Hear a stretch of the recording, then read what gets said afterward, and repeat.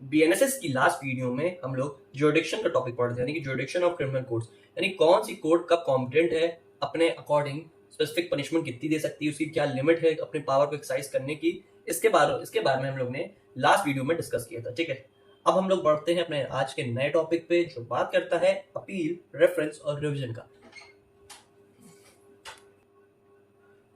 जिसमें appeal, reference और revision में जो अपील का टॉपिक है ये बेसिकली बात करता है जब कोई गलती या कुछ इश्यूज या कोई प्रॉब्लम पार्टीज को अराइज होता है, वेदर आप कह लीजिए डिफेंडेंट साइड से, ठीक है, यानी कि डिफेंस विटनेस या प्रोसिक्यूशन साइड से कोई भी अगर किसी को मिस्टेक या कुछ भी इश्यूज लगते हैं तो ऐसी सिचुएशन में हमारा अपील का कॉन्सेप्ट काम करता है। ठीक है, जब हम किसी मैटर को लोअर से हाई में लेके जाते हैं तो वहां हमारा काम करता है अपील। ठीक है, यानी कि जब ऐसी सिचुएशन क्रिएट हो गई कि मान लीजिए ए को किसी ऑफेंस के अकॉर्डिंग 10 साल की सजा मिलनी थी लेकिन उसको लोअर कोर्ट ने 8 साल दी, तो इसके अगेंस्ट में अपील चली गई कि आपने सामने वाली पार्टी ने डाली कि आपने इसमें इसको सजा क्यों कम करी, तो उसके अगेंस्ट अपील को हम लोग आगे हायर कोर्ट में डालते हैं। ठीक है, या किसी कोर्ट ने कुछ ऐसा इशू क्रिएट किया जिसमें पार्टीज के फेवर में जजमेंट नहीं आया या कोई भी एरर दिखाया गया, तो ऐसी कंडीशन में अपील हमारा काम करता है। अपील हमारा सीपीसी में भी डिफाइंड है और सीआरपीसी में डिफाइंड। ठीक है, यानी कि सिविल प्रोसीजर कोड के लिए और क्रिमिनल प्रोसीजर कोड के लिए हमारा ये कॉन्सेप्ट काम करता है। ठीक है, लेकिन यहाँ पे अपील की जगह सीपीसी में रिव्यू यूज होता है। ठीक है, रिव्यू वहां पे लिखा होगा, आप देखेंगे अगर तो अपील का बेसिक एक कॉन्सेप्ट है कि किसी भी छोटी जगह से किसी भी मैटर को आगे फॉरवर्ड करना, ठीक है, ट्रांसफर करना किसी मैटर को, ठीक है, किसी केस को किसी भी इशू के रिगार्डिंग आगे लेके जाना। इसके बारे में हमारा अपील का प्रिंसिपल बात करता है, जिसमें डिफाइन किया गया है सेक्शन 413 से सेक्शन 435 तक। तो चलिए एक एक करके सेक्शंस को समझते हैं। ठीक है, रीडिंग फॉर्मेट से बेयर एक्ट के थ्रू पढ़ते हुए हम आगे बढ़ेंगे, क्योंकि इसमें कुछ अलग से कॉन्सेप्ट नहीं है। जो जो चीजें इंपॉर्टेंट होगी वो मैं बोर्ड में समझाता और लिखाता चलूंगा। तो चलिए स्टार्ट करते हैं सेक्शन 413 से। क्या बात कर रहा है सेक्शन 413 बात कर रहा है no appeal to lie unless otherwise provided. ठीक है, इस चैप्टर के अलावा कोई भी अपील कहीं भी लाई नहीं करेगी, वो अपील का कहीं भी यूज नहीं होगा। No appeal shall lie from any judgment or order of a criminal court except as provided by this Sanhita or by any other law for time being in force. ठीक है, क्रिमिनल कोर्ट में यानी criminal law में ही हमारी appeal जो है वो काम करेगी। ठीक, या फिर एक्सेप्शन में बीएनएसएस में कहीं पे भी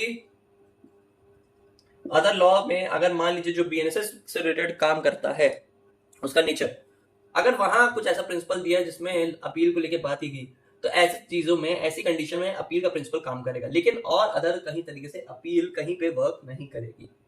The victim shall have the right to prefer an appeal against any order passed by the court acquitting the accused or convicting for a lesser offence or imposing inadequate compensation, and shall appeal lie to the court to which appeal ordinarily rise against the order of the conviction of such court।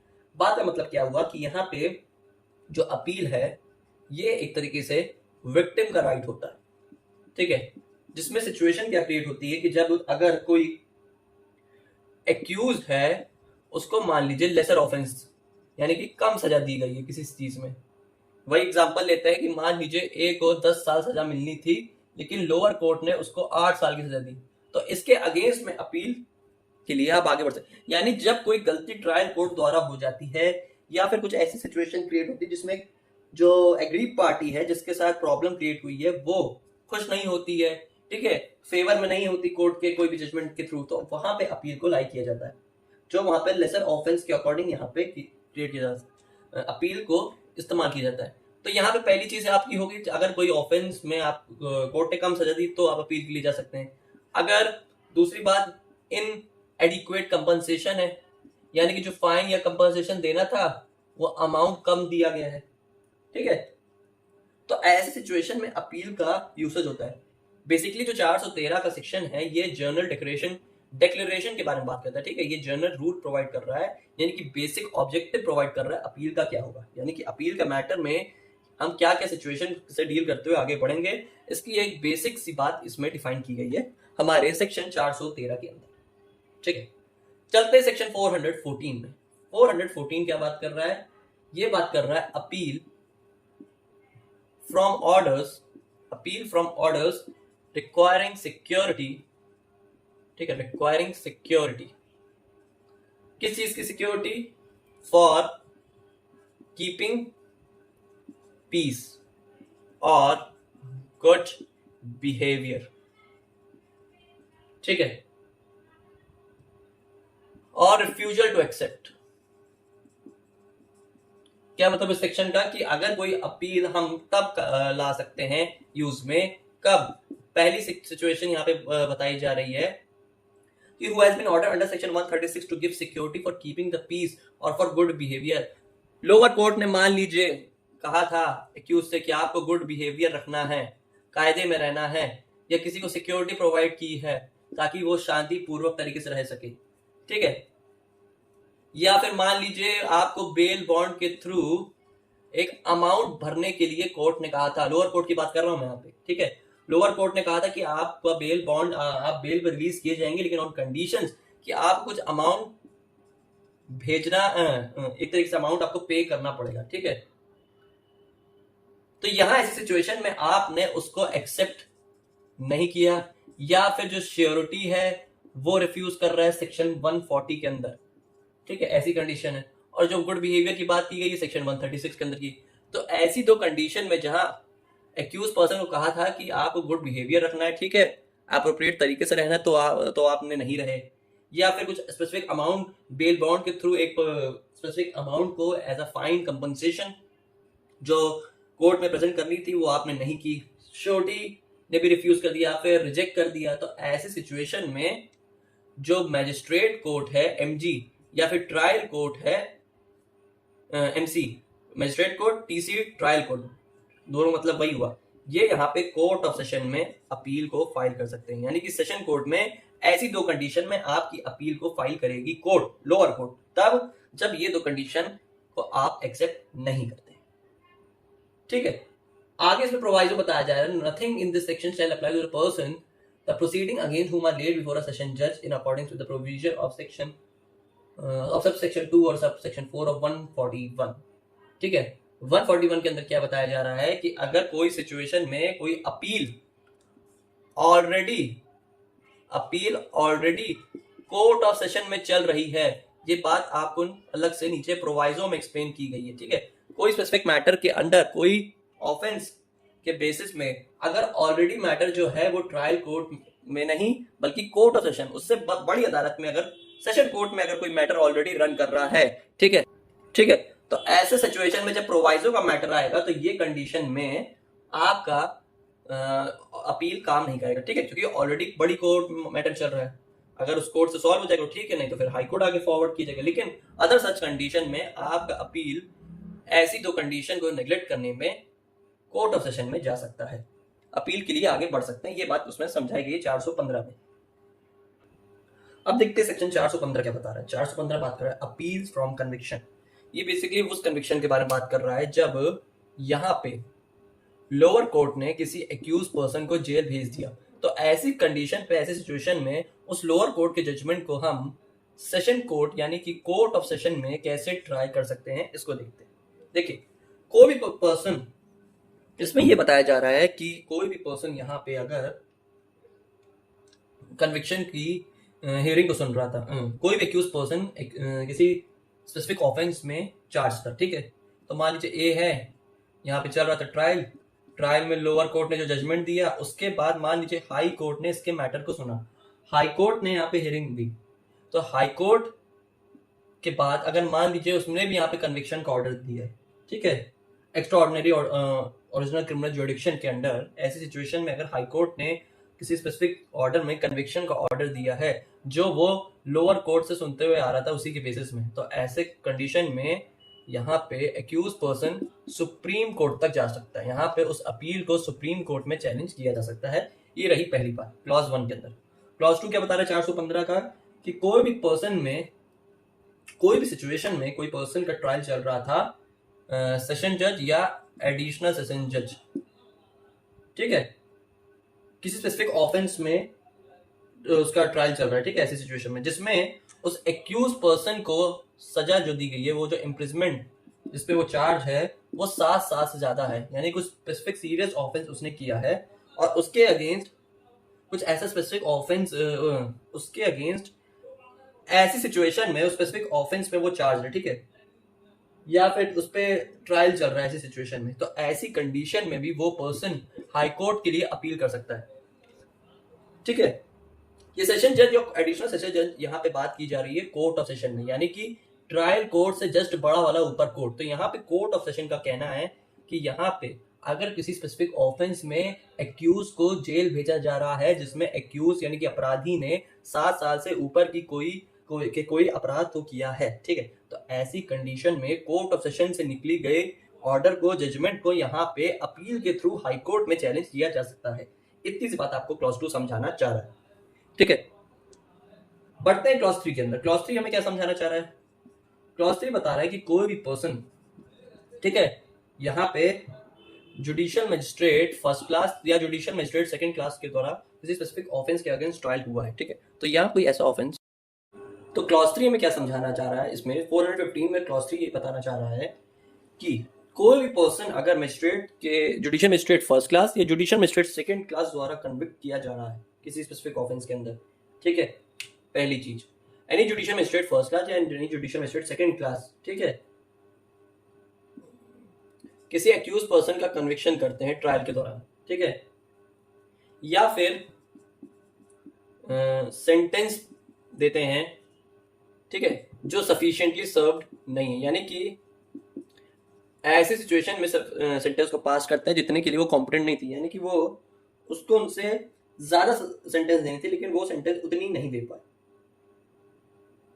या कोई ऐसा order देते हैं sentence का जो 401 के अंदर दिया जाता है, ठीक है, यानी कि ऑर्डर अंडर सेक्शन 401 किस बारे में बात करता है? गुड बिहेवियर के बारे में, ठीक है, तो ऐसी सिचुएशन में, ठीक, यहां पे हम उस अपील को यहां पे कोर्ट ऑफ सेशन में डाल सकते हैं, ठीक है, कोई भी पर्सन यानी कि एक्यूज पर्सन ऐसी सिचुएशन में अपील को कोर्ट ऑफ सेशन में ले जा सकता है। कौन सी टर्म्स एंड कंडीशन के बेसिस में? अगर जुडिशियल मजिस्ट्रेट फर्स्ट क्लास या सेकंड क्लास ने किसी स्पेसिफिक ट्रायल के दौरान किसी का कन्विक्शन किया है, या फिर कुछ स्पेसिफिक सिचुएशन में वो उतनी सेंटेंस नहीं पास कर पाया जितने के लिए वो एप्लीकेबल था, ठीक है, या कोई ऐसा उसने ऑर्डर दिया है जो 401 में एग्जिस्ट कर रहा है, यानी गुड बिहेवियर के बेसिस में, तो ऐसी सिचुएशन में वो कोर्ट ऑफ सेशन का दरवाजे को खटखटा सकता है, जिसमें यहाँ पे वो कोर्ट ऑफ सेशन में, सेशंस कोर्ट में, यानी कि ट्रायल अपने अपील को लेके जा सकता है। 415 का क्लॉज 4 हमें क्या समझाना चाह रहा है? ये बेसिकली फास्ट ट्रैक कोर्ट के कॉन्सेप्ट को समझाना चाह रहा है, यानी कि ये बात कर रहा है सेक्सुअल ऑफेंसेस ऑफ बीएनएस के, ठीक है, जो बीएनएस के अंदर सेक्सुअल ऑफेंसेस आते हैं उसके बारे में यहाँ पे बताया जा रहा है कि ऐसे सिचुएशन में, ऐसे केसेस में कोई भी अपील अगर कोर्ट ऑफ सेशन के अंदर आ रही है, प्रेजेंट हो रही है, तो उसको 6 महीने के अंदर डिस्पोज करना है, ठीक है।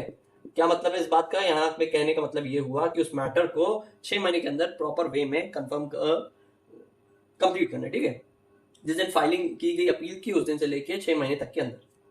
ये 415 का क्लॉज 4 हमें समझा है। देखते हैं 416 क्या बोल रहा है, देखते हैं 416 क्या बता रहा है, ठीक है। 416 बता रहा है कि अपील ऐसे केस में एग्जिस्ट नहीं करेगी जहां पे एक्यूज गिल्टी प्लीड करता है, प्लीड्स गिल्टी, ठीक है। तो ऐसी सिचुएशन बताया जा रहा है कि अगर ऐसे केस में, यानी कि ये बेसिकली रेफर कर रहा है 415 को, जब हम लोग पढ़ के आए 415 के केसेस के मैटर्स में अगर एक्यूज खुद से गिल्टी प्लीड करता है, यानी कि अपने गुनाहों को वो मान लेता है, तो ऐसे सच कंडीशन में यहाँ पे अपील को नहीं एग्जिस्ट किया जाएगा, ठीक है। अगर खुद से एक्यूज गिल्टी प्लीड कर रहा है तो यहाँ पे नो अपील यहाँ पे नहीं होगी, ठीक है। अगर यहाँ पे हाई कोर्ट के द्वारा किया गया हो या फिर कोर्ट ऑफ सेशन या जुडिशियल मजिस्ट्रेट फर्स्ट क्लास या जुडिशियल मजिस्ट्रेट सेकंड क्लास। बात का कहने का मतलब ये हुआ कि कोई स्पेसिफिक मैटर में अगर judicial magistrate first class, second class यानी ट्रायल कोर्ट में, कोर्ट ऑफ सेशन यानी सेशन कोर्ट, या फिर हाई कोर्ट, कहीं भी मैटर चल रहा है इन सब में, तो इन सब जगहों में कहीं भी अपील नहीं एग्जिस्ट करेगी अगर आप खुद से अपने गुनाहों को खुद से मान ले रहे हैं, यानी कि कबूल कर ले रहे हैं। ठीक है, इसमें एक एक्सेप्शन यही है कि अगर हाँ सेंटेंस को बढ़ाने घटाने की अपील डालनी है तो वो कर सकते हैं एक्यूज पर्सन। ठीक है, इसमें एक्यूज पर्सन को एक्सेप्शन डाल के दिया है कि अगर सेंटेंस से रिलेटेड उसको इंक्रीज करना है कि डिक्रीज करना है तो उसके लिए आप अपील डाल सकते हैं। सिंपल सी बात। देखते 417 क्या बता रहा है। नो अपील इन पेटी केसेस। ठीक है, छोटे मोटे अपराध में आप अपील नहीं लेके जाएंगे। ठीक है, अपील को आप नहीं फाइल करेंगे छोटे मोटे अपराधों में, लेकिन ये जो अपील है जो आप नहीं फाइल कर रहे हैं वो एग्जैक्टली कौन से केसेस में नहीं फाइल करेंगे इसको आप देखते। देखिए, अगर कोई हाईकोर्ट द्वारा सेंटेंस को पास किया जा रहा है जिसमें वो पनिशमेंट 3 मंथ्स तक की दे रही है, ठीक है, या फिर फाइन दे रही हैं 1000 रुपए तक का, ठीक है, या फिर बोथ, पहली चीज।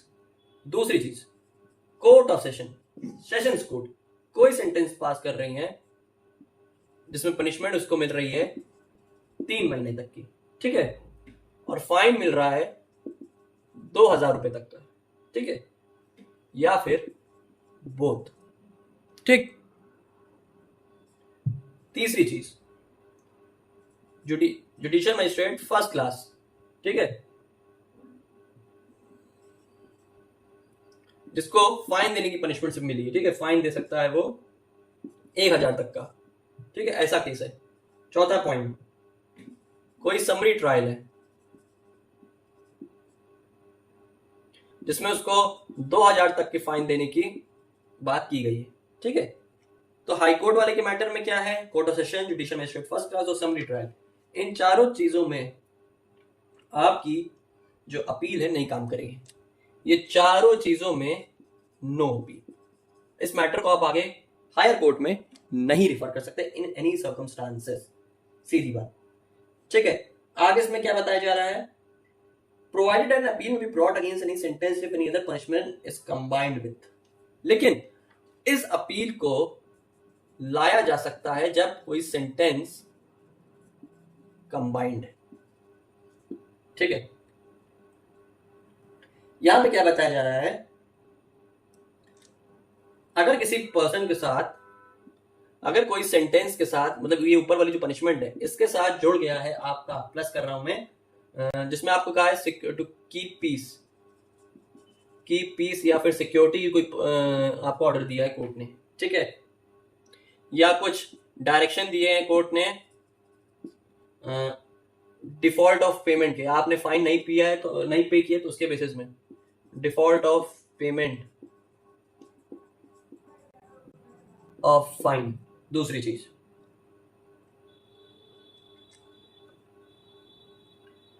अगर सेंटेंस फाइन का 1 से ज्यादा है, यानी कि अमाउंट ऑफ फाइन ज्यादा है, ठीक है, यानी कि मल्टीपल फाइन्स है, अगर ये सब सिनेरियोज में, ये 3 एक्सेप्शंस के केसेस में आपके साथ कुछ पनिशमेंट को कंबाइन किया जा रहा है आपके ऊपर दिए गए ऑफेंसेस में, ठीक है, जो आपको ये पनिशमेंट मिलनी थी इसमें आपकी ये वाली पनिशमेंट भी अगर कंबाइन होती है, ऐड होती है, तो आप अपील के लिए जा सकते हैं। इतनी सी बात आपको इसमें समझाएगी।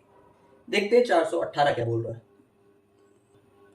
418 में क्या समझाना चाह रहा है, ये यहाँ पे appeal by state government plus central government के बारे में बात करें, यानी कि अगर कोई appeal SG state government, CG central government द्वारा दी जा रही है किसी सेंटेंस के अगेंस्ट, ठीक है, अगेंस्ट एनी सेंटेंस, तो ऐसे केस में क्या होगा, देखिए, अगर सेंटेंस कम या फिर ज्यादा को लेके यहाँ पे अगर कुछ इश्यूज नजर आ रहे हैं तो यहाँ पे स्टेट गवर्नमेंट या सेंट्रल गवर्नमेंट अपील फाइल करेगी, ठीक है।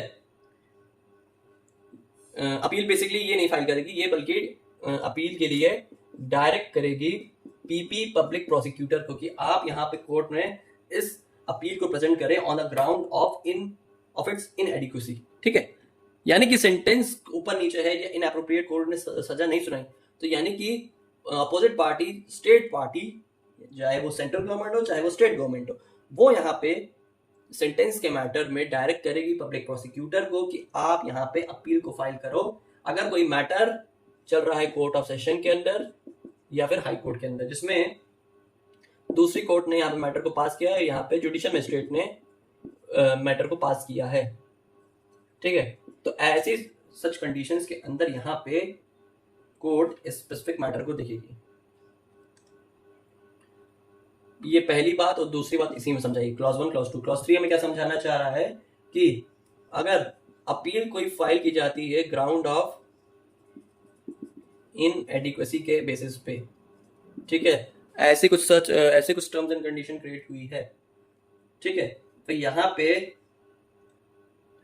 हाई कोर्ट है वो डायरेक्टली सेंटेंस को प्लस या माइनस घटा या बढ़ा नहीं सकता, क्योंकि पहले उसको एक्यूज पर्सन को अपॉर्चुनिटी देनी पड़ेगी। यानी कि बिना एक्यूज को अपॉर्चुनिटी दिए उसको ये रीजन बताते हुए कि हम आपकी सेंटेंस बढ़ा रहे हैं, तो उस क्यों का जवाब आप पहले पूछेंगे, ठीक है। नेसेसरी ग्राउंड, नेसेसरी रीजंस के बेसिस में यहाँ पे ये डिसाइड किया जाएगा कि उसके सेंटेंस को हाईकोर्ट बढ़ाएगी या फिर घटाएगी, ठीक है। यानी कि उस मैटर के बेसिस में ये देखा जाएगा, चाहे वो उस केस में उसका एक्विटल करना है, ठीक है, या फिर रिड्यूस करना है सेंटेंस को, ठीक है, या फिर उसको स्पेसिफिक मैटर के लिए उसका जो सेंटेंस है वो उतना ही रहेगा, इक्वल रहेगा। ये वो ऐसी कंडीशंस में देखिए। क्लॉज 4 हमें समझा रहा है वही सिमिलर बात जो पहले हमने पढ़ के आए कि सेक्सुअल ऑफेंसेस के मैटर्स को 6 मंथ्स के अंदर अगर कोई अपील आती है ऐसी कंडीशन में स्टेट पार्टी की तरफ से, तो उसको 6 महीने के अंदर डिस्पोज करना है। A specific matter must be disposed within 6 months। इतनी सी बात आपको 418 समझा रहा है। देखते हैं 419 क्या बता रहा है। 419 बात करता है appeal in case of acquittal के बारे में। यानी किसी केस में लोअर कोर्ट ने किसी पर्सन को रिहा कर दिया, एक्यूज पर्सन को, तो ऐसे में अपील कैसे फाइल होगी एक्विटल के लिए। तो इसमें बताया गया है कि अपील यहाँ पे क्या हो रहा है कि यहाँ पे डिस्ट्रिक्ट मजिस्ट्रेट यहाँ पे पब्लिक प्रोसिक्यूटर को यानी कि अपोजिट एडवोकेट को डायरेक्ट करेंगे कि कोर्ट ऑफ सेशन में अपील को प्रेजेंट करो अगेंस्ट एक्विटल, ठीक है, कि आपने यहाँ पे जो इस पर्सन को रिहा कर दिया है जो डिफेंस पार्टी ने, अब उसके अगेंस्ट यहाँ पे डीएम भी यहाँ पे पब्लिक प्रोसिक्यूटर को डायरेक्ट कर सकता है, ठीक है। वही सेम सिचुएशन यहाँ पे स्टेट गवर्नमेंट और सेंट्रल गवर्नमेंट, ये 2 और 3 दोनों की बात बता रहा हूँ क्लॉज, ठीक है। स्टेट गवर्नमेंट और सेंट्रल गवर्नमेंट भी पब्लिक प्रोसिक्यूटर को डायरेक्ट कर सकता है appeal against acquittal passed by the court of session, ठीक है।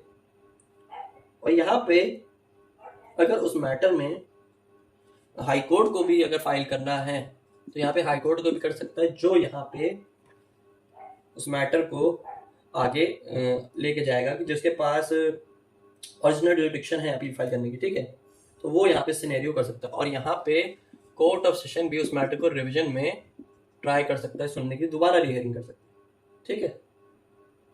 ये क्लॉज 1 के अंदर बात बताई गई है, क्लॉज 1 के अंदर ए और बी के अंदर, ठीक है, ये क्लॉज ए और बी के अंदर ये बातों को बताई।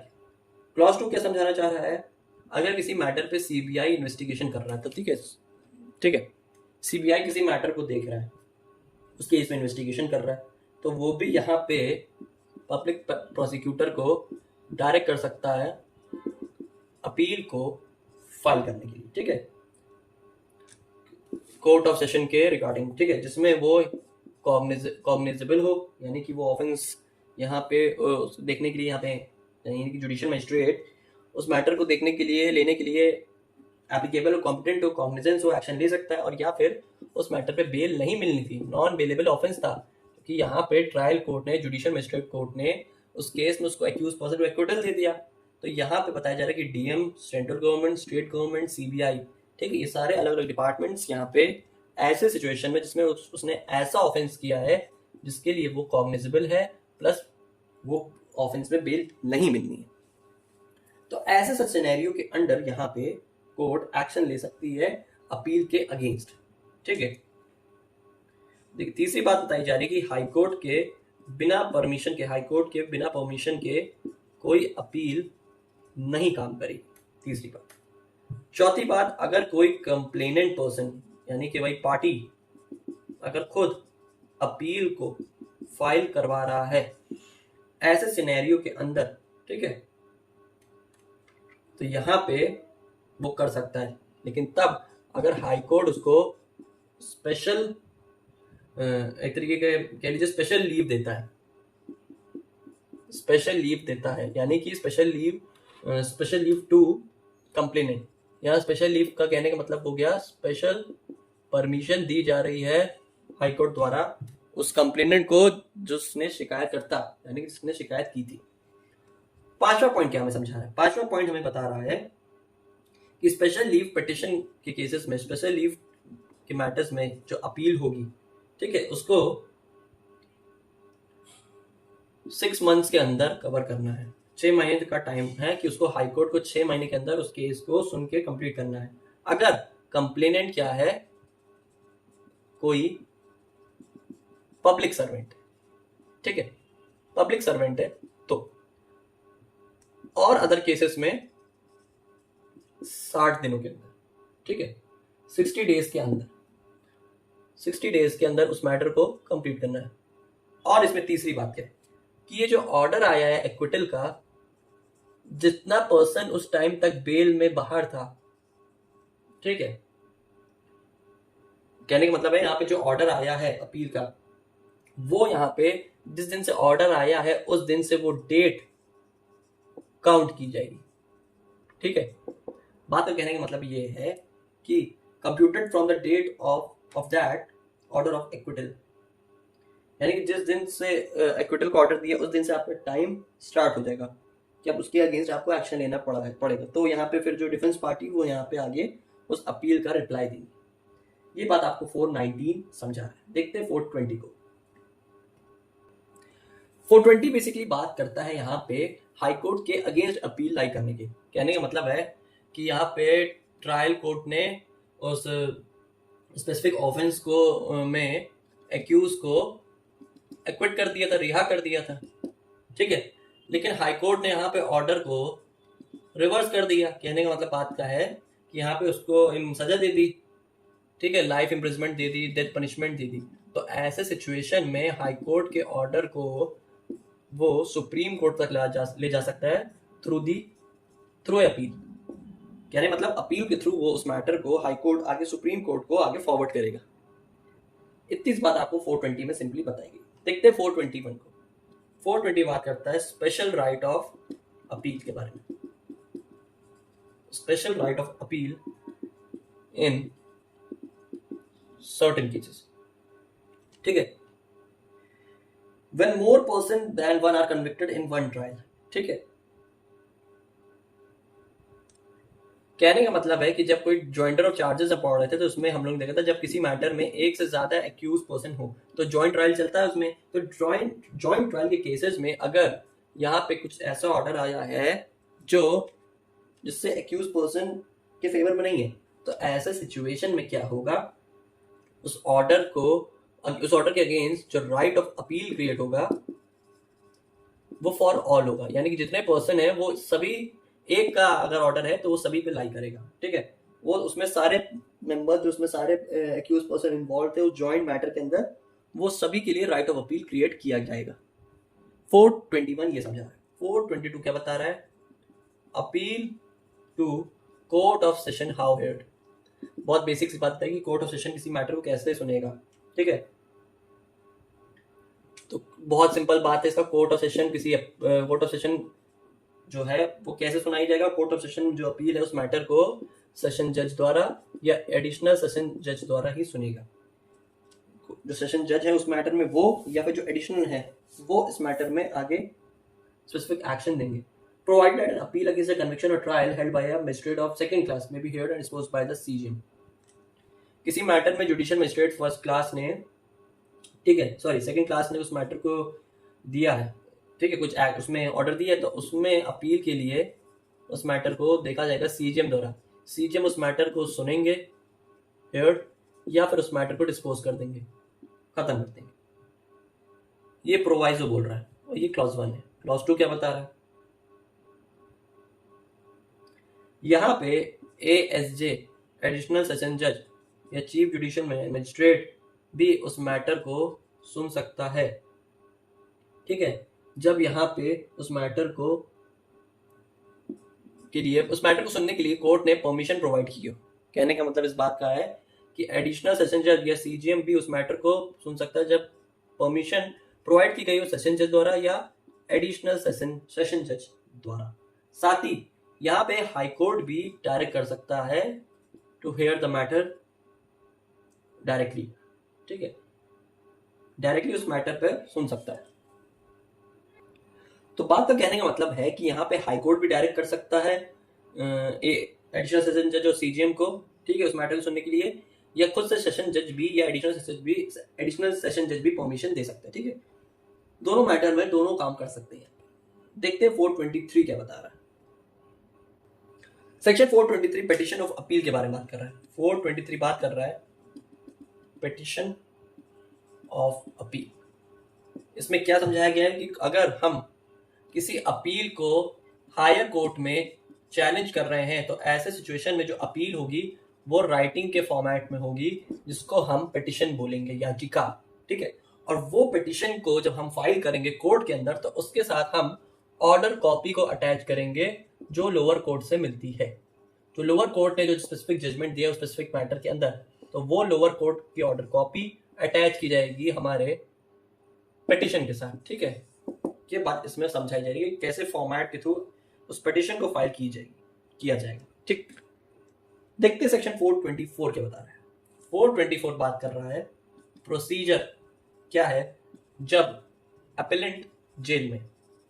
प्रोसीजर 1, अपेलेंट इन जेल, यानी कि जो एक्यूज पर्सन है वो जेल में सड़ रहा है, तो क्या होगा ऐसे केस में?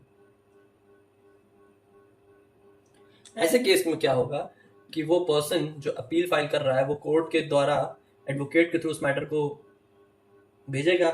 तो एडवोकेट यहाँ पे, या फिर एक तरीके से ये प्रोसीजर है कि यहाँ पे उस अपील को प्रेजेंट किया जाएगा by the charge of jail, यानी कि सुपरिटेंडेंट है जेलर साहब, वो यहाँ पे अपील की कॉपीज को आगे ट्रांसफर करेंगे कहाँ पे? कोर्ट में, एप्रोप्रिएट कोर्ट में, यानी कि एपेलेट कोर्ट में।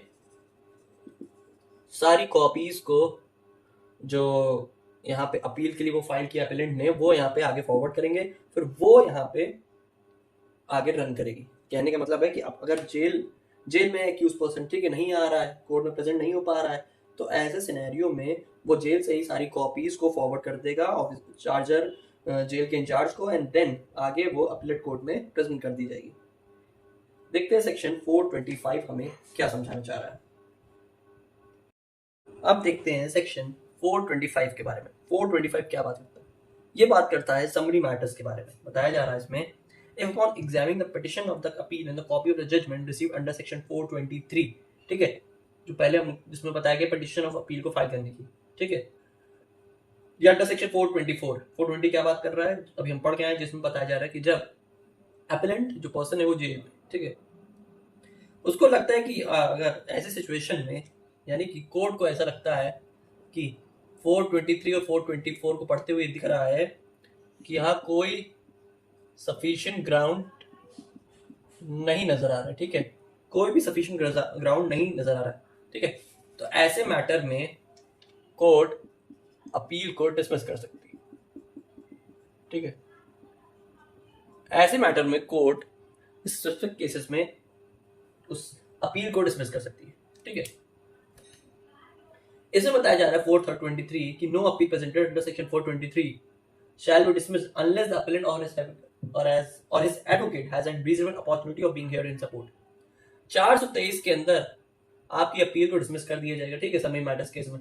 लेकिन अगर यहाँ पे जब डिसमिस किया जाएगा तो बिफोर डिसमिसल, ठीक है, उस स्पेसिफिक अपील को डिसमिस करने से पहले यहाँ पे क्या होगा, एडवोकेट या उसके क्लाइंट यानी कि उस एक्यूज पर्सन को, अपीलेंट को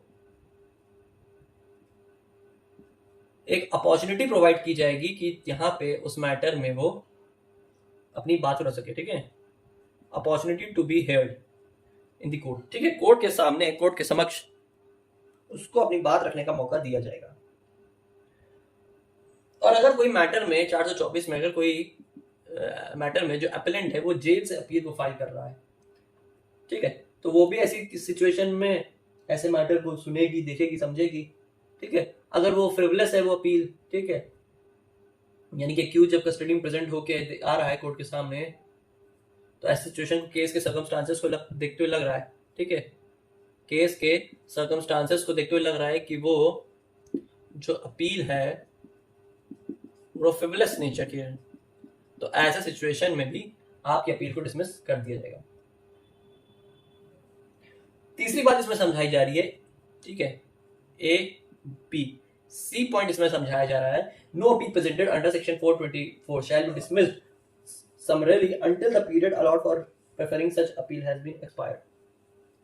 कोई भी अपील को प्रेजेंट नहीं किया जाएगा जब तक कि वो डिसमिस की गई अपील का टाइम पीरियड एक्सपायर नहीं हो जाता, ठीक है। कोई भी अपील को, ठीक है, जो भी 424 के अंदर अपील फाइल की जा रही है, उस अपील को जब तक डिसमिस नहीं किया जाएगा, जब तक उस मैटर में उस पीरियड के अंडर उस अपील को अलाउ करने का टाइम पीरियड जो है एग्जैक्टली वो एक्सपायर ना हो जाए, ठीक है। इतनी सी बात इसमें समझाई जा रही है। Before dismissing an appeal under this section, the court may call for the record of the case, ठीक है। क्लॉज 2 क्या बताया रहा है इसमें कि अपील को डिसमिस करने से पहले, ठीक है, बिफोर यहाँ पे होगा कॉल फॉर रिकॉर्ड, यानी कि लोअर कोर्ट से जो ऑर्डर आया है उसका एक रिकॉर्ड मंगाया जाएगा, ठीक है, अपीलेट कोर्ट के अंदर। क्लॉज 3 में क्या बताया जा रहा है, where the appellant court dismissing an appeal under this section is a court of session of the CJM, it shall record its reason for doing so, ठीक है, यानी कि कोर्ट ऑफ सेशन या चीफ जुडिशियल मजिस्ट्रेट किसी appeal को dismiss कर रही है तो यहाँ पे वो अपने कॉल रिकॉर्ड्स को उससे रिलेटेड, ठीक है, जो बेसिकली रिकॉर्ड्स हैं केसेस के, कॉल रिकॉर्ड्स नहीं, केस रिकॉर्ड्स, ठीक है, जो केस रिकॉर्ड्स हैं उसको वो लोअर कोर्ट से मंगा सकती है। आगे क्या बताया जा रहा है, where appeal presented under section 424 has been dismissed summarily under this section and the appellant court finds that another petition of the appeal duly presented under this section 423 on behalf of same appellant has not been considered by it, that court notwithstanding anything contained in section 434 it is satisfied necessary in the interest of justice to do so here and dispose of such appeal in accordance with law। बात का simple से कहने का मतलब है कि एक appeal 1 एक appeal 2 same nature of matter के अंडर फाइल की जा रही है, उसको सुनने के बाद ऐसा लग रहा है कि कोई सफिशिएंट ग्राउंड उस स्पेसिफिक अपील के अंदर नहीं है, ठीक है, तो उसको सुनने के बाद देखा गया कि उसमें नहीं है ग्राउंड, तो उसको उस अपील को डिसमिस कर दी थी कोर्ट। इतनी सी बात इसमें समझाई जाएगी। तो बेसिकली यहाँ पे समरी डिसमिसल ऑफ अपील के बारे में क्या बताया कि समरी मैटर्स में अपील को जब फाइल किया जाएगा तो कैसे कैसे कंडीशन में डिसमिस की जाएगी। अब इसी का सेक्शन नेक्स्ट 426 वो क्या बात कर रहा है, वो बता रहा है procedure for hearing appeals not dismiss summarily, उस स्पेसिफिक अपील को डिसमिस नहीं किया जा रहा है, ठीक है। तो 425 का ये कंटिन्यूइंग सेक्शन है। आगे चलते हैं, इसको भी, इसमें भी क्या बताया जा रहा है, बहुत छोटी सी तम बेसिक सी बात बताई जा रही, देखते हैं 426 क्या बता रहा है। 425 से कंटिन्यूइंग सेक्शन है, अगर समरी मैटर्स में जो अपील है वो नॉट डिसमिस्ड, उसको डिसमिस नहीं करती है कोर्ट, तो ऐसी सिचुएशन में क्या होगा, सिंपल सी बात है, जो अपेलेंट है उसके वकील को प्रेजेंट किया जाएगा, ठीक है, सामने तरफ से स्टेट गवर्नमेंट से जो व्यक्ति है अपॉइंटेड उसको कोर्ट में प्रेजेंट किया जाएगा, कोई प्रीवियस लोअर कोर्ट का जजमेंट आया है कन्विक्शन को लेके, ठीक है, उसको प्रेजेंट किया जाएगा, ठीक है। 418 या 419 के अंदर कोई स्पेसिफिक मैटर आया है कंप्लेंट के फॉर्मेट में, कंप्लेनेंट ने किया है तो उसकी कॉपी को अटैच किया जाएगा, मतलब सारी स्पेसिफिक चीजें जो हैं इसमें अटैच की जाएंगी अगर अपील को एक्सेप्ट कर लेती कोर्ट, ठीक है। जब अपील आपकी एक्सेप्ट कर ली जाएगी तो ये सारे सिचुएशंस को, ये सारे सर्कमस्टांसेस को देखते हुए यहाँ पे ये चीजों को करना पड़ेगा, ठीक है। आगे जब पार्टी हेयर करेंगी मैटर को, स्पेसिफिक मैटर को, तो वो कोर्ट से रिकॉर्ड को मंगाएंगे, कोर्ट से स्पेसिफिक रिकॉर्ड्स को मंगाया जाएगा जिसमें ये देखा जाएगा कि क्या उस मैटर में हुआ है और क्या क्या इसमें एक्शन लेना है कोर्ट को स्पेसिफिक सिचुएशन को देखते हुए, ठीक है, तो कोर्ट यहाँ पे रिकॉर्ड को मंगवाएंगे ताकि वो पार्टीज की हेयरिंग को स्टार्ट कर सके। ठीक है, सिंपली इसमें यही बताया जा रहा है। बताया जा रही है कि ये इस कोर्ट में अगर सेंटेंस जो मिलनी है वो ज्यादा है, यानी कि जो स्पेसिफिक ऑफेंस में सेंटेंस उतनी मिलनी चाहिए थी, ठीक है, उतनी सेंटेंस के लिए ये पर्सन एक्चुअली, मतलब कहने का मतलब है इसमें उसको इतनी सेंटेंस देनी ही थी, लेकिन वो उसको नहीं मिली, वो अपील के लिए है, तो ऐसे केस में अपील उसकी डिसमिस भी की जा सकती है बाद में। फिर जो रिकॉर्ड्स मंगाने हैं ट्रायल कोर्ट से उसको नहीं मंगाया जाएगा। ठीक है, यानी कि द सेंटेंस का मैटर उसमें सीरियस ऑफेंसेस को देखते हुए लग रहा है कि ऑफेंस तो ज्यादा हुआ, उतनी सेंटेंस तो उसको मिलनी थी, लेकिन वो उसी के अगेंस्ट अपील फाइल कर रहा है, तो कोर्ट देखेगी। कहने का मतलब है कि सेंटेंस को यहाँ पे वेरी किया जाएगा, अगर वो सेंटेंस कोर्ट को देनी है उतनी, तो यहाँ पे उसी के अकॉर्डिंग यहाँ पे वो एक्शन लेंगे, तब आपकी अपील यहाँ पे डिसमिस कर दी जाएगी। क्लॉज 3 हमें समझाना चाह रहा है। ठीक है, क्लॉज 2 में हम ये देखें, क्लॉज 3 का कहने का मतलब ये है यहाँ पे कि अगर कोई मैटर में, ये क्लॉज 3 नहीं था, ठीक है, ये प्रोवाइजो है, लेकिन इसी से रिलेटेड क्लॉज 3 हमें क्या समझाना चाह रहा है, क्लॉज 3 हमें ये बताना चाह रहा है कि केवल एक ही अपील का ग्राउंड है यहाँ पे। ठीक है, कि यहाँ पे अगर सेंटेंस को इतनी ज्यादा देनी है तो appellant shall not except with the leave of the court urge to be heard in support of any ground. कोई भी ग्राउंड यहाँ पे अगर नजर आ रहा है तो ऐसे में आपको कोर्ट की परमिशन लेनी पड़ेगी। ठीक है, तब जाके यहाँ पे बात की जाएगी आपसे ऐसे मैटर्स के अंदर। ठीक है, यानी कि जब उस पे सीवियर सेंटेंसेस उसको मिलनी थी और कोई स्पेसिफिक ग्राउंड नहीं है, तो ऐसे सिचुएशन में आपको पहले कोर्ट से एप्रोप्रिएट परमिशन लेनी होगी, उसी के अकॉर्डिंग आपका मैटर डिसाइड किया जाएगा। 427 बेसिकली बात करता है पावर्स ऑफ अपीलेट कोर्ट के बारे में। ठीक है, ये जो अपील के लिए जो कोर्ट एप्रोप्रिएट है यहाँ पे, उसकी क्या क्या पावर है वो यहाँ पे डिस्क्राइब की गई है 427 के केसेस में। देखिए, अगर इसमें सिंपल सी पहली बात यहाँ पे क्या समझाई जा रही है, हमें पहली चीज बताई जा रही है कि अगर यहाँ पे कोई सफिशिएंट ग्राउंड नहीं है, नो सफिशिएंट ग्राउंड, ठीक है, कोई सफिशिएंट ग्राउंड नहीं है केस को देखते हुए, पहला पॉइंट। ठीक है, तो ऐसे केसेस में अपील को डिसमिस किया जा सकता है। ठीक है, ऑर्डर को रिवर्स किया जा सकता है। दूसरी चीज, ठीक है, इंक्वायरी डायरेक्ट की जा सकती है। ठीक है, कि आप इंक्वायरी इसमें कंडक्ट करवाए अच्छे से। ठीक है, एक्यूज का रीट्रायल हो सकता है। ठीक, उसको गिल्टी अगर वो फाइंड होता है तो यहाँ सेंटेंस पास किया जा सकता है। अब चलते हैं अपील फ्रॉम अ कन्विक्शन। ठीक है, लोअर कोर्ट ने उस मैटर पे उसको कन्विक्शन दिया था। ठीक है, लोअर कोर्ट ने कन्विक्शन दिया था, तो ऐसे केस में अपीलेंट कोर्ट की क्या पावर है। ठीक है, ऐसे सिचुएशन में पहली चीज है, जो फाइंडिंग उसने निकाली उसको रिवर्स कर सकती है, यानी कि अपने ऑर्डर को बदल सकती है। ठीक है, एक्यूज एक्विट हो सकता है। ठीक, या फिर एक्यूज को डिस्चार्ज किया जा सकता है उस मैटर के अगेंस्ट पे। ठीक है, रीट्रायल हो सकता है कॉम्पिटेंट कोर्ट के सामने। ठीक है, या सेंटेंस में कुछ ऑल्ट्रेशन की जा सकती है। ठीक है, कम ज्यादा किया जा सकता है। ठीक, ये सब सिनेरियोस को वो देख सकता है जब उसका कन्विक्शन होगा। यहाँ पे अगर सफिशिएंट ग्राउंड नहीं। तीसरी बात इसमें बताई जा रही है कि सेंटेंस में कुछ करना है आगे पीछे, तो इसमें क्या होगा, तो ऑल्टरिंग द फाइंडिंग, यानी कि जो उसने केसेस में ढूंढा उसको चेंज कर सकता है। ठीक है, और साथ में इसमें ये बताया जा सकता है सेंटेंस का नेचर बदल सकता है। ठीक है, लेकिन हाँ, पनिशमेंट को एनहांस यानी कि इंक्रीज नहीं कर सकते कोर्ट। ठीक है, ये बात इसमें बताई जा रही है। अगर कोई केस आ रहा है जिसमें सेंटेंस को बढ़ाने के लिए अपील फाइल की गई, तो ऐसे सिचुएशन में क्या होगा, कोर्ट सिंपल सी बात है, यहाँ पे वो सेंटेंस को ऑल्टर कर सकता है। ठीक है, यहाँ पे डिस्चार्ज हो सकता है, एक्विट, उसका एक्विटल हो सकता है।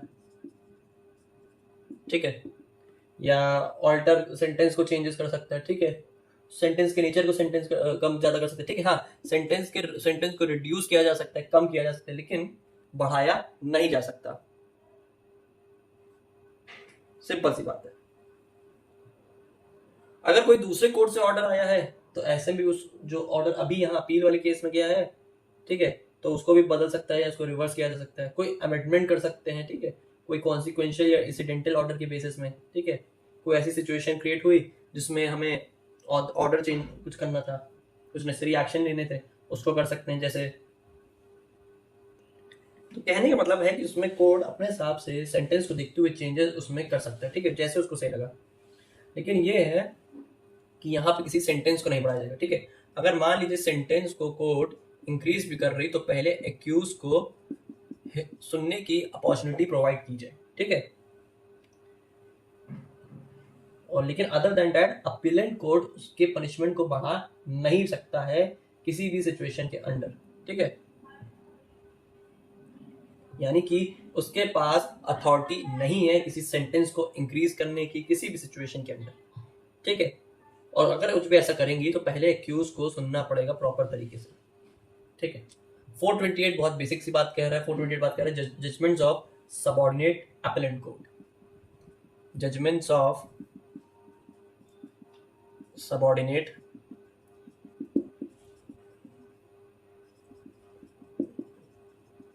अपीलेंट कोर्ट, ठीक है। इसमें बताया जा रहा है कि जो भी कोर्ट का जजमेंट आया है, ठीक है, इसको हम लोग कोर्ट ऑफ सेशन में या फिर सीजीएम में यूज कर सकते हैं, ठीक है, as a purpose of challenging it, ठीक है। और इसमें आगे क्या बताया जा रहा है,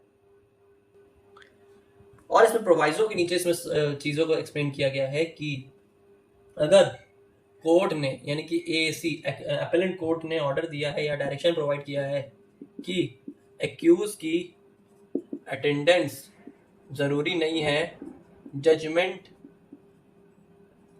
हेयरिंग के टाइम, ठीक है, जजमेंट हेयरिंग के मैटर्स में अगर यहाँ पे एक्यूज की अटेंडेंस जरूरी नहीं तो वो एक्यूज यहाँ पे नहीं आएगा, ठीक है।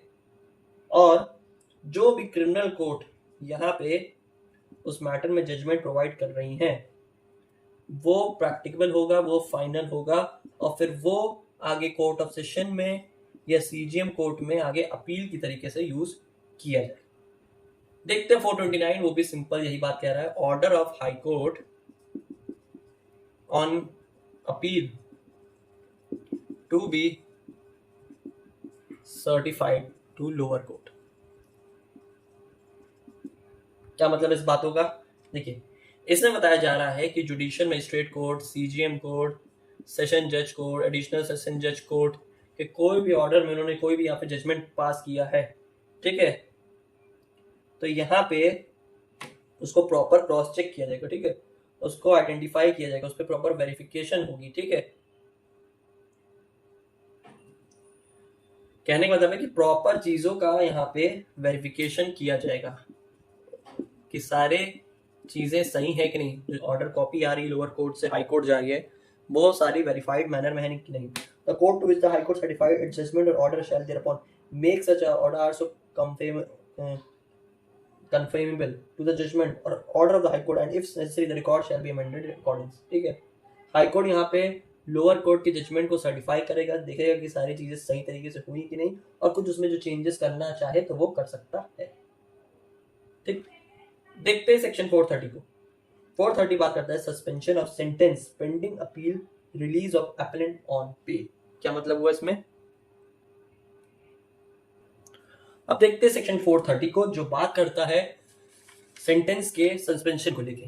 कहने का मतलब है कि जो पर्सन ट्रायल कोर्ट में कन्विक्ट हो गया था, जिसको जेल हो गई थी, ठीक है, ऐसे सिचुएशन में जब ये मैटर अपीलेट कोर्ट के पास आया, ठीक है, तो यहां कोर्ट को लगा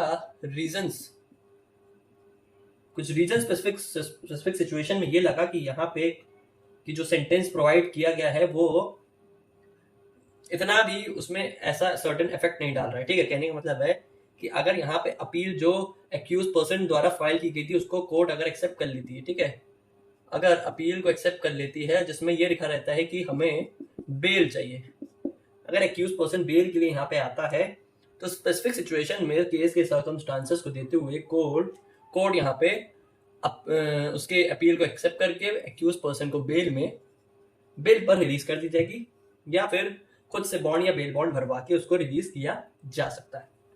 ठीक है, पहली बात इसमें ये बताई जा रही है। इसी के यहाँ पे प्रोवाइजो रिलेटेड नीचे बात की जा रही है कि अगर कोई मैटर में एक्यूज पर्सन चार्ज है जिसमें उसने ऑफेंस किया है लाइफ इम्प्रिजमेंट का, या ऐसा कोई ऑफेंस जिसमें मिनिमम 10 साल तक की सजा है, तो ऐसे सिचुएशन में अगर पब्लिक प्रोसिक्यूटर को कुछ इससे इशू है तो यहाँ पे वो ऑब्जेक्शंस को फाइल कोर्ट में कर सकता है। ठीक है, कोर्ट में वो ऑब्जेक्शंस को फाइल कर सकता है। ये बात इसके प्रोवाइजो में बताई गई। साथ ही साथ इसके प्रोवाइजो में एक चीज और समझाया गया है कि पब्लिक प्रोसिक्यूटर ओपन है उसके लिए कि यहाँ पे अगर एक्यूज पर्सन रिलीज किया है अपीलेट कोर्ट द्वारा, तो यहाँ पे इसके बेसिस में यहाँ पे वो बेल कैंसिलेशन की एप्लीकेशन को भी डाल सकते हैं अपीलेट कोर्ट के सामने। ठीक है, कैंसिलेशन और बेल को कैंसिल करवाने की एप्लीकेशन भी डाली जा सकती है।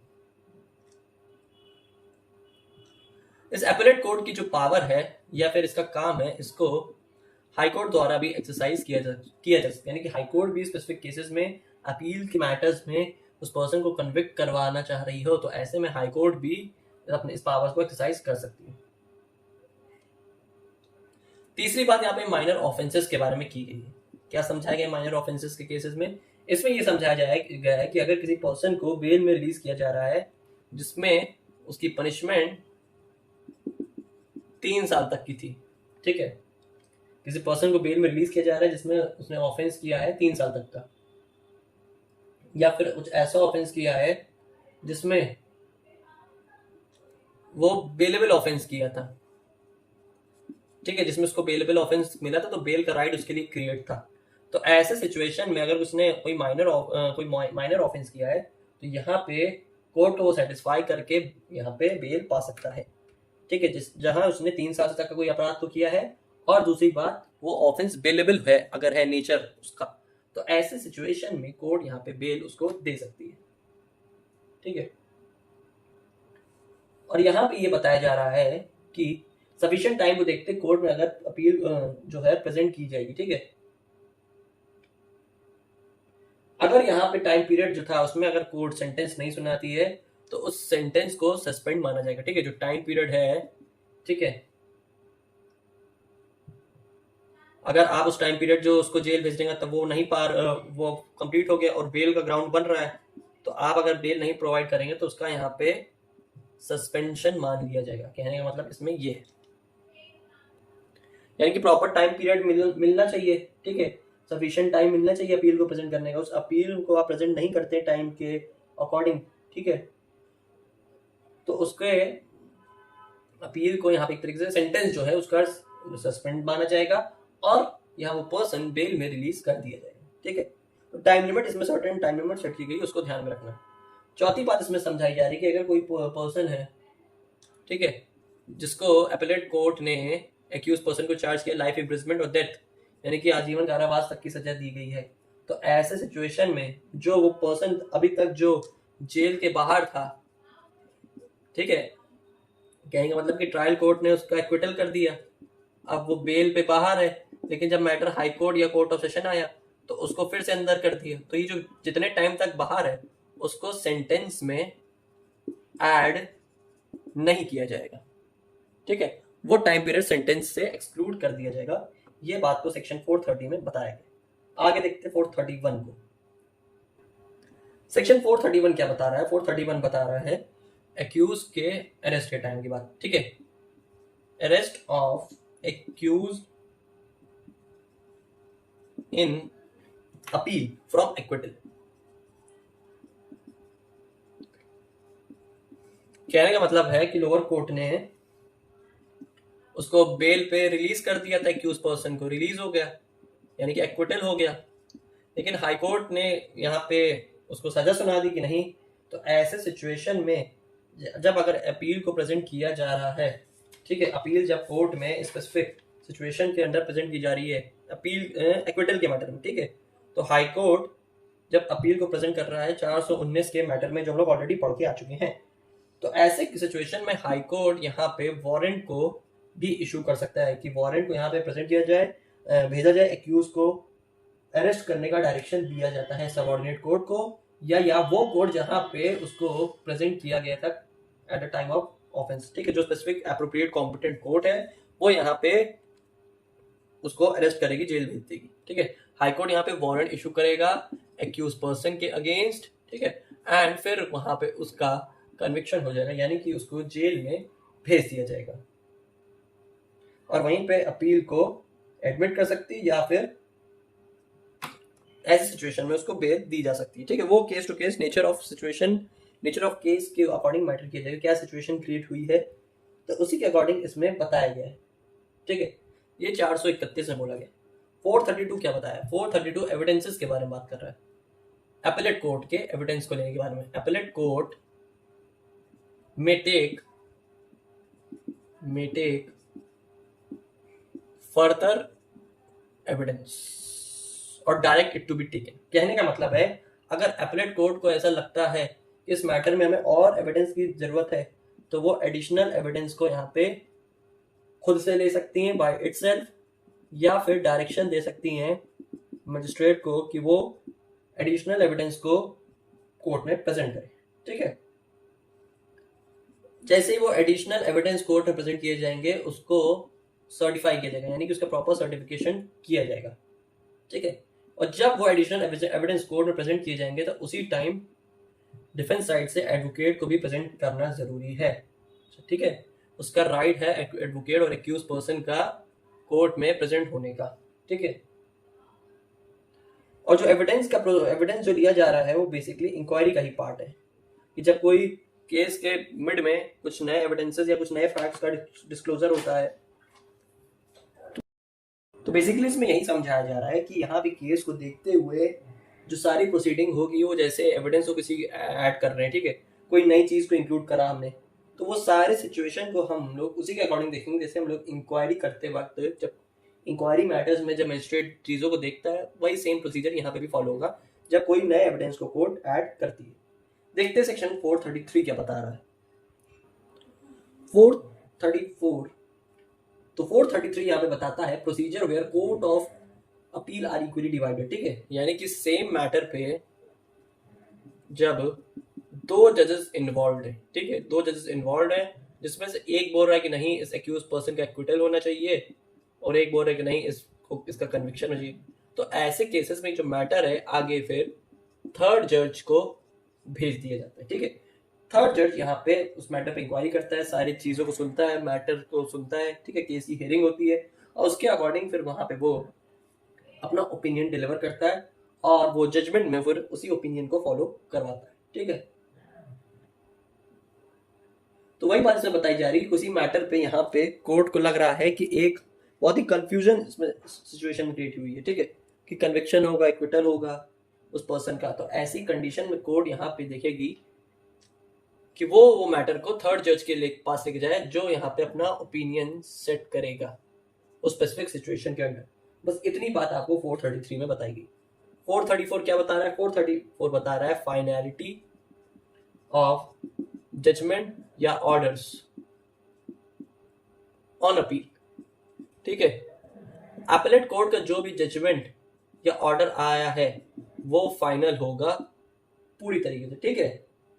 लेकिन इसमें एक्सेप्शन इंक्लूड है कि अगर वो मैटर 418 में, 419 में या चैप्टर 32 418 बात करता है अगर कोई मैटर स्टेट गवर्नमेंट के थ्रू आया है, अपील फ्रॉम स्टेट गवर्नमेंट की, या कोई अपील आई है एक्विटल के अगेंस्ट, ठीक है, या कोई मैटर आया है आपका रेफरेंस के थ्रू, ठीक है, रिवीजन के थ्रू या स्पेशल लीव पिटिशन के थ्रू, ठीक है। तो ऐसी सच कंडीशंस के अंडर कोर्ट यहाँ पे अपने अपीलेट कोर्ट अपने जजमेंट को इंटरचेंज या फिर उसमें कुछ अमेंडमेंट कर सकती है, लेकिन अदर देन दैट आपका वो जो जजमेंट है वो फिर अपीलेट कोर्ट द्वारा फाइनल हो जाएगा, ठीक है। और ये सब सिचुएशन को देखते हुए यहाँ पे आपके केस को फिर से सुना जाएगा, यानी कि प्रॉपर रीहियरिंग की जाएगी, ठीक है। लेकिन उसके अलावा आपके सारे मैटर्स फाइनल तय किए जाएंगे, ठीक है। ये बात आपको 434 समझा रहा है। देखते हैं इस टॉपिक का अपील का लास्ट सेक्शन 435 जो बात करता है अबेटमेंट ऑफ अपील्स। अबेटमेंट का मतलब हुआ अपील का टर्मिनेशन, यानी कि पूरी तरीके से खत्म हो जाना, एंड हो जाना। तो वो सिचुएशन कब लाई करेगी? तो वो सिचुएशन यहाँ पे लाई करेगी कि अगर 418 या 419 के अंदर, ठीक है, कोई मैटर है अपील में था, लेकिन जो अपीलेंट है, ठीक है, अगर या फिर जो एक्यूज पर्सन है उसकी डेथ हो जाती है, जिसके ऊपर केस चल रहा, वही नहीं रहा, ठीक है, या कोई ऐसा मैटर है या कोई अदर अपील है जिसमें भी उसकी क्या हो गई, डेथ हो गई, ठीक। तो ऐसे सिचुएशन में आपका अपील भी वहीं पे खत्म यानी कि टर्मिनेट हो जाएगा, लेकिन फाइन के मैटर में नहीं होगा, ठीक है। अगर कोई फाइन का मैटर है तो उसमें आपकी अपील टर्मिनेट नहीं की जाएगी अगर अपीलेंट यानी कि एक्यूज पर्सन की डेथ भी अगर हो जाती है तो, ठीक है। ऐसे सिचुएशन के केस में अगर मान लीजिए किसी के ऊपर कन्विक्शन है एंड सेंटेंस ऑफ डेथ होना था या कोई इम्प्रिजमेंट लगना था, तो ऐसे सिचुएशन में अगर उस मैटर को सुनने वाला कोई है, यानी कि एक्यूज पर्सन का कोई फ्रेंड या रिलेटिव अवेलेबल है उस स्पेसिफिक मैटर को ज्वाइन करने के लिए अपीलेंट की डेथ के बाद, तो ऐसे मैटर को कोर्ट को कंटिन्यू करना पड़ेगा, ठीक है। लेकिन यहाँ पे एप्लीकेशन प्रोवाइड करनी पड़ेगी उस रिलेटिव, उस पर्सन को मात्र 30 दिन के अंदर। 30 दिन के अंदर यहाँ पे उसको एप्लीकेशन कोर्ट को देनी पड़ेगी कि यहाँ पे डेथ हो चुकी है और मैं यहाँ पे इस केस को कंटिन्यू करूंगा। तो ऐसे सिचुएशन में उसके डेथ के बाद 30 दिन के अंदर उस एप्लीकेशन को रिलेटिव प्रोवाइड कर दे अगर, तो वो जो मैटर है अपीलेट कोर्ट का वो कंटिन्यू हो सकता है, यानी कि अपील कंटिन्यू होगी। और अगर अपील को आप एंड करना चाहते हैं तो यहाँ पे कोर्ट की परमिशन लेनी पड़ेगी। तो बेसिकली इसमें यही बताया जा रहा है, कहने का मतलब ये है मेरा, परमिशन वाली बात है वो, इसका मतलब ये था कि मान लीजिए 30 दिन का टाइम पीरियड दिया रिलेटिव को कि अगर आपको अपील कंटिन्यू करनी तो स्टार्ट कर दीजिए, ठीक है। लेकिन ऐसे सिचुएशन में भी आपको यानी कि रिलेटिव को कोर्ट की परमिशन लेनी पड़ेगी। परमिशन लेंगे तो वो आपकी अपील को अबेट यानी कि एंड नहीं करेंगे, यानी कि प्रोसीडिंग फिर से कंटिन्यू कर दी जाएगी। लेकिन आपको कोर्ट की परमिशन लेनी पड़ेगी और एप्लीकेशन को सबमिट करना पड़ेगा मात्र 30 दिन के अंदर। लेकिन ऐसी सिचुएशन में अगर कोई प्रेजेंट नहीं होता है उसका लीगल रिप्रेजेंटेटिव, तो ऐसे की सिचुएशन में अगर एक्यूज की डेथ होगी तो वहां पे उसका केस भी वहीं खत्म हो जाएगा, ठीक है। तो इतनी सी बात आपको 435 बताना चाह रहा है। तो ये है पूरा अपील का कॉन्सेप्ट। काफी बड़ा चैप्टर है, काफी चीजें हैं इसमें समझने को, सीखने को, जो 413 से लेके 435 तक दिए हुए, ठीक है। काफी ब्रॉड टॉपिक्स है इसमें, अलग अलग चीजों के बारे में बताएगी कि अपील कौन सी सिचुएशन में लाई करेगी, कब नहीं करेगी, क्या इसकी प्रोसीडिंग है, ये हम लोग ने पूरा कवर कर लिया, ठीक है। तो ये है पूरा अपील का कॉन्सेप्ट। नेक्स्ट वीडियो में हम लोग पढ़ेंगे रेफरेंस और रिविजन को। तो मिलते हैं फिर बीएनएसएस की नेक्स्ट वीडियो पे।